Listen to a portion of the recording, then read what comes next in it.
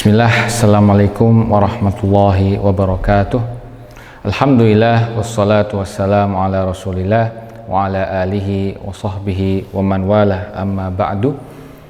Sudah kita bahas bagaimana harta dunia itu bisa menjadi beban kita di akhirat kelak. Tapi ada kata kuncinya. Apabila harta benda itu tidak mampu kita gunakan untuk memudahkan kita dalam beribadah kepada Allah Subhanahu wa ta'ala. Maka dari itu Allah Subhanahu wa ta'ala sungguh amat sangat rahmat, kasih sayang kepada hambanya. Allah tidak cuma memberikan rahmat belas kasihannya kepada orang-orang miskin saja, bahkan orang-orang kaya pun dikasih rahmat oleh Allah Subhanahu wa ta'ala. Berupa apa? Wadah untuk membelanjakan hartanya di jalan Allah Subhanahu wa ta'ala, sehingga hartanya yang melimpah ini bahkan bisa menjadi lipatan amal, bahkan ladang pahala yang memudahkan pemiliknya untuk menuju surganya Allah Subhanahu wa ta'ala.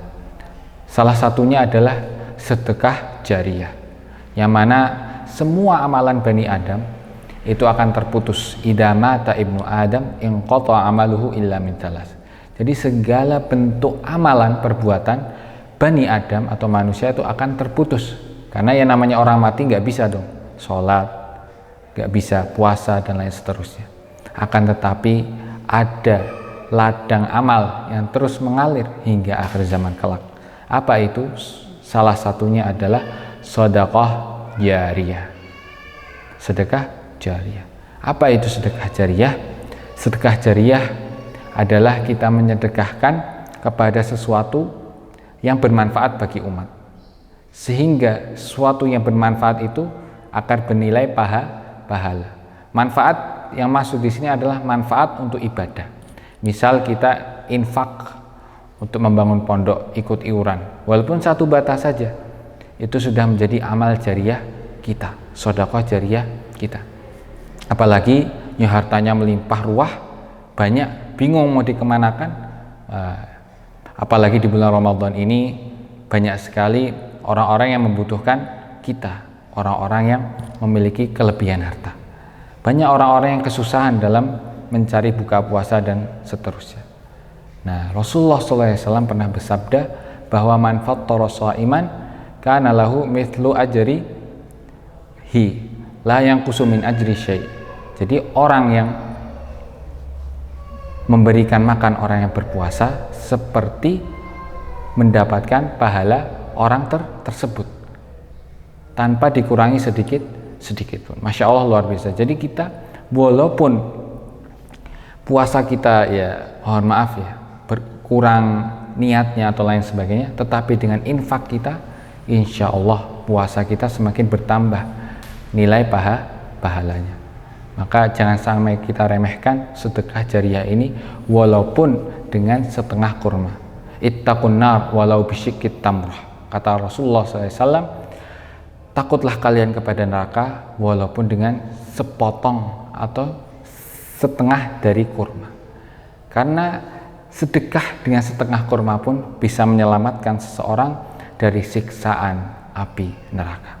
Ya, apalagi kalau kita misalkan punya harta yang banyak, harta yang melimpah di bank, misalkan di akun, kita sumbangkan untuk anak-anak yatim, misalkan untuk berbuka puasa mereka. Masya Allah, makanan yang mereka makan mereka gunakan untuk ibadah, untuk melakukan puasa, untuk melakukan amal soleh lainnya.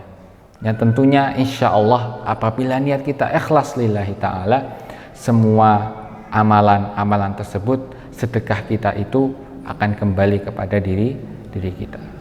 Maka jangan sampai kita remehkan kekuatan sedekah. Apalagi harta kita itu di dunia hanya pinjaman Allah Subhanahu wa ta'ala. Jangan sampai menganggap, sekali lagi jangan sampai menganggap bahwasanya harta di dunia ini semata-mata milik kita semua. Enggak, itu hanya pinjaman dari Allah Subhanahu wa ta'ala. Maka ketika di hati kita menganggap ini semua datang dari Allah, dipinjamkan oleh Allah, ketika Allah cabut kenikmatan tersebut, kita tidak akan mengingkari Allah, kita tidak akan menjelek-jelekkan Allah. Tidak seperti orang-orang kafir misalkan, atau orang-orang yang tidak beriman.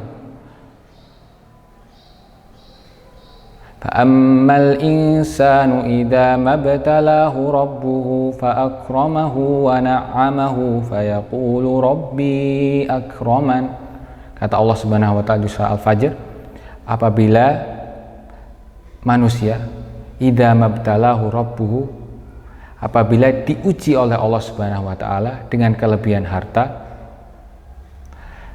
ia menganggap bahwa Rabb-nya yaitu Allah Subhanahu wa taala memuliakannya.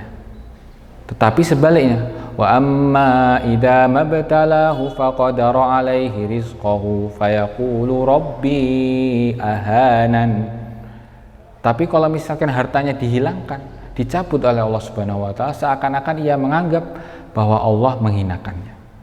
Padahal ingat, harta dunia di hadapan Allah tidak ada artinya. Jadi ingat kembali bahwasanya harta itu milik Allah, kita sumbangkan untuk Allah dan kita kembalikan untuk Allah. Jadi semua harta kita milik Allah Subhanahu wa taala.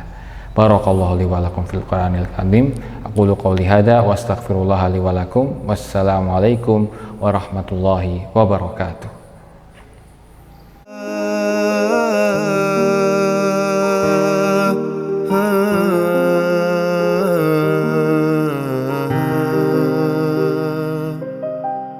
تسمعني رباه تدري خلجاتي ومناجاتي تعلم يا الله لا ما في دنياهم حاجاتي تركت العبيد ما أنت تريد أريد